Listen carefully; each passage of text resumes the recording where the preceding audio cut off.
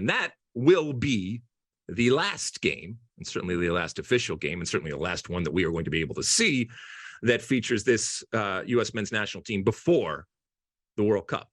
And so I think that's going to be another important game.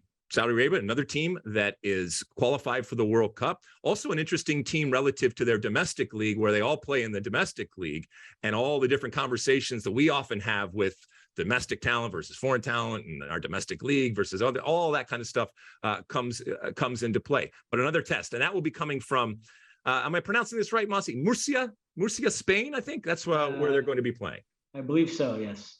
And, who knows, that might offer us a glimpse of a, potential Iranish type of team that obviously the U.S. is going to face in group phase. It might offer much more of a low block, much more of an ability for the U.S. to control the game and try to break down a resolute defense that likes to counter, all those different things. But you never know. I think it's a good test. Is it the greatest competition? No, but I think it's a team that's beatable, and I think it's a team that kind of mirrors some of what we were going to see in the group phase.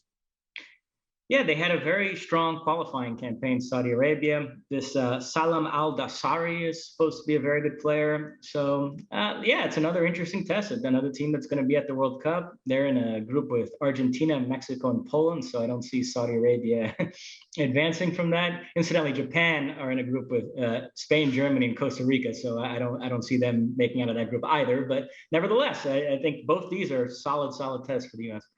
And obviously, the narratives and the conversations around the Tuesday game against Saudi Arabia will, be born of that game Friday against Japan. And what did Greg Berhalter do? And, how much of that starting 11 do we actually see as a starting 11? And what was tested or experimented on? And more importantly, did any of it work? If Josh Sargent gets in there and goes great guns and scores a goal and looks really, really good, then you know how we roll, right? In American soccer, Mosse, we get mesmerized by a shiny thing, and it's understandable. And there will be a call to see more of him. Or if somebody underperforms, it'll be like, hey, this isn't good.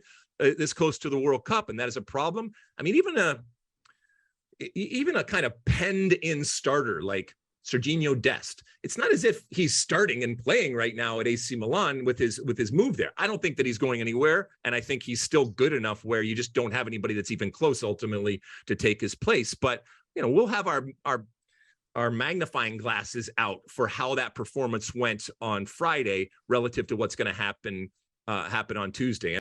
You like that clip? Well, my State of the Union podcast drops every week.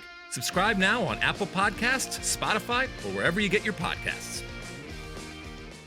You like that clip? Well, my State of the Union podcast drops twice a week right here on my very own YouTube page. The only way to stay up to date is to hit that subscribe button down below. Size the day, and see you soon.